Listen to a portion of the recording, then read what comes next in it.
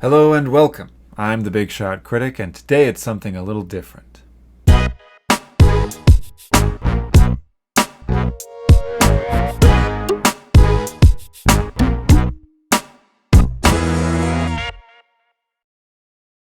So, thoughts on film. This is an idea that springs from the desire to make my channel less stuffy, and I want to make more personable videos, and this is really an experiment to that end, to try to make it more more personable. The first thing I want to bring up that's been kind of on my mind is cinematography and how it can affect the way a movie makes you feel. What happened was, that got me thinking about this, I was watching Vertigo on Amazon Prime, my first Alfred Hitchcock movie, and I had another Alfred Hitchcock movie in my queue on Amazon Prime, To Catch a Thief.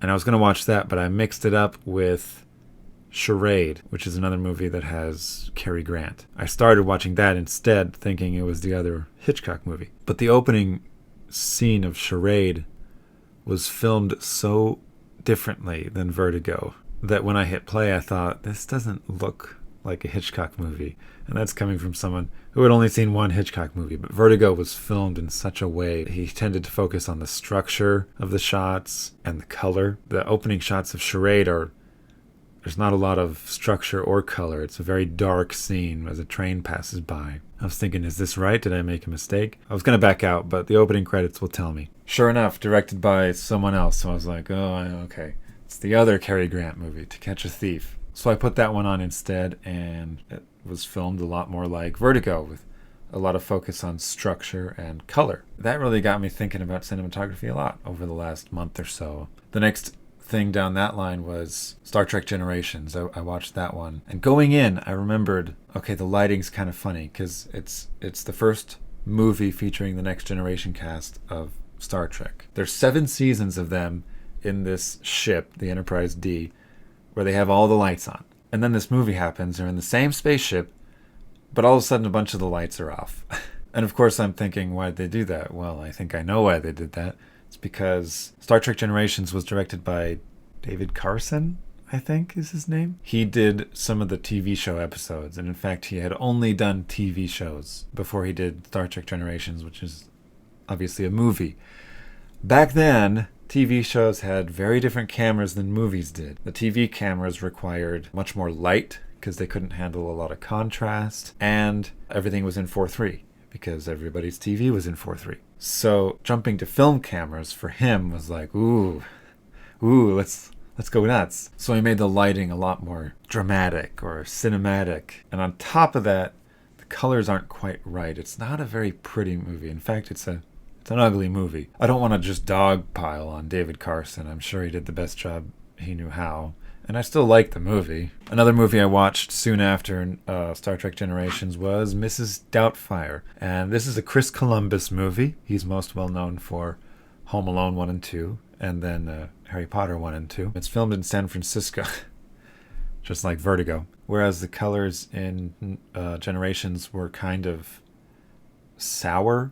In Mrs. Doubtfire, it looked very natural and rich. I would say Chris Columbus was going for rich colors and balance that sort of led the eye to where he wanted it, which was on the performances of his actors. Another one that came up was Ford versus Ferrari. This is a James Mangold movie. This guy really likes dramatic lighting and heavy images where things feel solid and large and very present with the camera. He likes to use a lot of natural light. He likes to use light to give shape to things. And the effect is everything feels impactful and big. And you can compare that to another car movie. I watched Fast and Furious 1 and 2 and part of 3 recently. The first one especially, I mean, fans of the franchise know this. It's in Los Angeles, but it's a very, very sun-soaked, summery, warm kind of feel, almost grungy. In the commentary, director Rob Cohen said that they were wanting to film Los Angeles in a different way, that it hadn't been filmed before, and this was before The Dark Knight, before everything had to be gritty. So getting sort of an underbelly type of feel from a city like Los Angeles. It wasn't done a lot back then. The result for the viewer, for the Fast and Furious, is you feel like you live there in Los Angeles. You know, like the charm is gone. You just live there and it's just sort of day-to-day life for you, which is where you want the audience to be for these characters, for that story. I know there might be a lot of people who know cinematography really well, and if they cringe at this video, I'm sorry. This is my journal of discovery as I just share this with you, because why not? The third one seems to focus a lot on color and structure as well, where Hitchcock uses the color to just make the image more rich and beautiful. Justin Lin seems to use the color to add depth and emotion, like this scene where Sean is talking to his dad. Have you been racing, Sean? You're out of here. Okay, next topic. Fanboys. I don't like fanboys. When you're a fanboy, that's when you, or a fangirl, that's when you like someone's work so much that you see their work through rose-colored glasses and you do not see their faults. You don't see the flaws in their work. I find myself becoming a fanboy of Kurosawa. If I may, as subjects of fanboyhood go, Kurosawa's not a bad choice. I watched Rashomon for the first time recently. I don't know if it's too early to call myself a Kurosawa fanboy. I've only seen 4 of his movies. But hey, I own 2 of them, and I've liked all 4 of them. So that's a good hit rate. And speaking of cinematography, as I just was, obviously Kurosawa is like one of the all-time greats. And that's one of the things I love about his movies. They just look so good. Anyway, I've become something of a Kurosawa fanboy. And it got me thinking about the category of fanboys. I know lots of people who are Christopher Nolan fanboys. And when I talk about simple and basic flaws in Nolan's movies, they retort with, "Oh, that part's meant to confuse you. Oh yeah, the sound design, you're not meant to hear what people are saying.